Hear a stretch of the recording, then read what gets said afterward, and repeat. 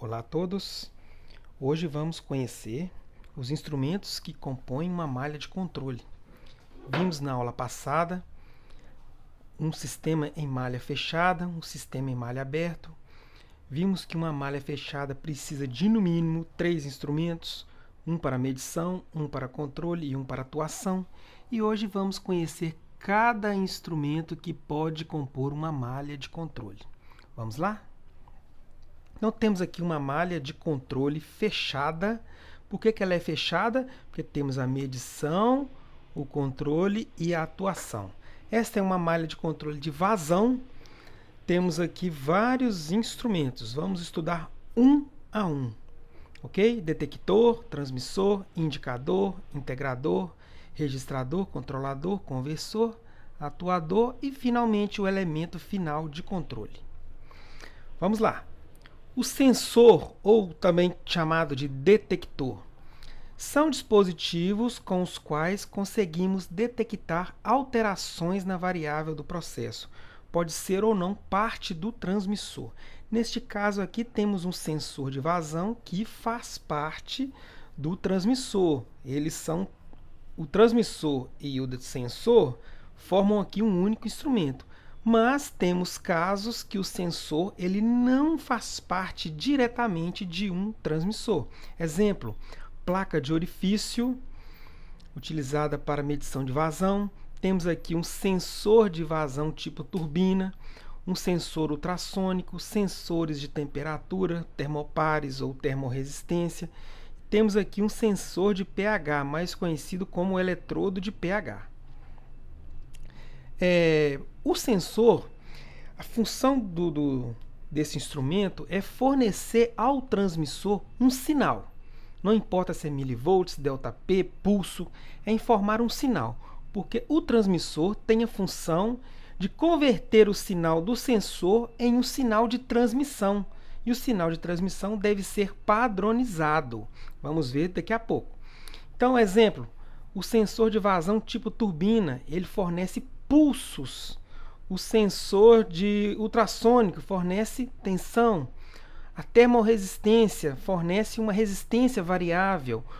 O termopar fornece milivolts. Placa de orifício fornece diferencial de pressão. E o eletrodo pH também milivolts. Vejam que aqui temos várias formas de detecção. E cabe ao transmissor trabalhar esses sinais, essas detecções, em um sinal padronizado. Então, o transmissor é um instrumento que tem a função de converter sinais do detector em outra forma capaz de ser enviada à distância para um instrumento receptor. Então, o transmissor, recapitulando, o transmissor recebe os sinais do sensor e transmite a longas distâncias em um sinal padronizado. Pode ser 4 a 20 mA, 1 a 5 volts, wireless, pode ser também digital. Então, essa é a função do transmissor, ok? Aqui alguns exemplos. Transmissor de temperatura, de montagem no campo. Transmissor de temperatura para ser montado no painel, porque tem aqui um encaixe de painel. Esse é um transmissor de temperatura conhecido como bolacha, porque ele pode ser montado dentro do cabeçote. E temos aqui transmissor de pH, temos aqui um transmissor de vazão magnético e um transmissor de pressão, mas que pode ser usado para medir nível e vazão. Ok? Todos esses transmissores não trabalham sozinhos, eles precisam do sensor para poder transmitirem o sinal. Ok? Mas podemos ter casos que o sensor e o transmissor formam um único instrumento. Ok? Vamos agora conhecer o indicador, que nada mais é do que um instrumento que indica o valor da quantidade medida enviada pelo detector ou transmissor. Ou seja, o indicador vai mostrar o valor instantâneo, o valor que está acontecendo naquele exato momento. Exemplo, temos aqui uma malha de medição de vazão e temos aqui 12,34. Vamos supor que é litros por minuto. Então, essa é a vazão que está acontecendo neste momento. Caso interrompa o fluido, ou seja, fechamos aqui a válvula, o que vai acontecer? A vazão vai ficar zero, porque não temos vazão. O indicador... você pode perguntar, poxa, mas o transmissor tem um indicador aqui, para que eu preciso de um indicador aqui? Por quê? Imagine só, o operador precisa de conhecer essa vazão. Ele vai lá na área, lá no campo, olhar o display do instrumento, lá vai ter poeira, vai ter calor. Então, o indicador foi feito para ficar em cabines de operação, para que o operador tenha o conhecimento da variável a longas distâncias. Ok? Temos aqui alguns exemplos de indicadores.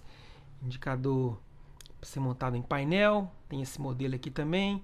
Esse modelo aqui em bar graph, tá? Esse aqui chama-se bar graph, muito usado para medição de nível, tá? Que dá uma visualização legal do nível. Temos esses aqui de ponteiro, também conhecidos como analógicos, né? Também são utilizados. Então, indicador são instrumentos que dispõem de um ponteiro, escala graduada ou um mostrador digital, na qual apresenta o valor da variável medida. Ok? Integrador, vamos lá, mais um. Integrador ou totalizador, esse camarada aqui, ó, são instrumentos que indicam o valor obtido pela integração de quantidades medidas sobre o tempo. Vamos lá, vamos entender o que é um integrador. Antes disso, deixa eu mostrar aqui, pronto, que vai ficar mais claro. Alguns indicadores digitais possuem função de totalização. Nós temos um integrador, aliás, o hidrômetro da Copasa é um integrador, o medidor de energia elétrica também é um integrador, e temos esse modelo aqui também.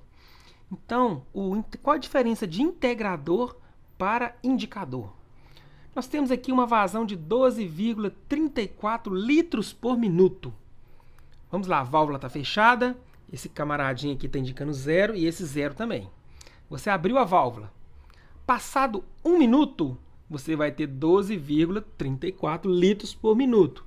E no integrador, você vai ter 12,34. Passados 2 minutos, o indicador vai manter essa vazão e o integrador estará com o dobro dessa medida, ou seja, 24,60 e alguma coisa. Passados 3 minutos, mais 12 litros na conta. Então, o integrador ele faz uma contagem volumétrica neste caso, né, do fluido que está fluindo nessa tubulação. Então, quando nós fechamos a válvula, o indicador vai ficar 0. O integrador vai continuar memorizado a quantidade do fluido que passou. Ok? O integrador ele pode ser resetado, ou seja, zerado, seja manualmente ou através de uma forma programada. Uma vez por mês, aliás, no final do mês ele pode ser zerado e ele fica guardado lá na memória dele o tanto que foi consumido naquele mês. Imagine só o leiturista lá da Copasa, em vez dele anotar o valor que está aqui e fazer o cálculo subtraindo do valor que foi do mês anterior, ele viesse aqui, desse o comando e zerava tudo. E no próximo mês ele simplesmente fazia a leitura de quanto gastou e zerava de novo. Ok? Já estamos com 8 minutos de vídeo. Então, mais um para a gente fechar. Registrador. É um instrumento que registra no tempo a variável medida através de um traço contínuo, pontos em um gráfico ou dados tabelados. Olha aqui, 2 gerações de registradores. Uma mais antiga que utiliza ainda, né, cartas de papel, e outro digital, ou seja, um virtual. Nada mais é do que um software que registra lá a variação dessa variável no tempo. Para que eu tenho um registrador, gente? Registrador é muito utilizado em variáveis em que são necessários você ter histórico. Exemplo, você tem um produto que foi produzido e lá na frente, depois de ter passado por outros processos, detectou-se ali um problema nesse produto. Então, como que você vai descobrir onde, qual equipamento, qual processo quando tivemos problema? Então, através do registrador, você consegue estudar e ver as variáveis ao longo do tempo.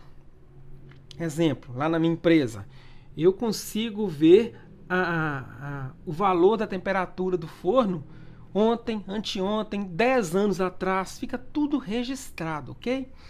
A vantagem do registrador virtual é que você consegue armazenar muito mais variáveis. Basta ter um servidor para armazenar, para guardar, né, espaço, que tenha espaço em memória suficiente para guardar. Esse aqui você tem que pegar as cartinhas, dobrar, guardar, identificar no envelope, ó, dia tal, equipamento tal. Senão você se perde todo. E tomar cuidado para não acabar a tinta, né? Aqui tem uma pecinha que vai imprimindo aqui, ó, e ela precisa de tinta, como se fosse uma impressorazinha, ok? Então nós vamos na próxima videoaula conhecer o controlador, talvez o instrumento mais importante desse processo, ok?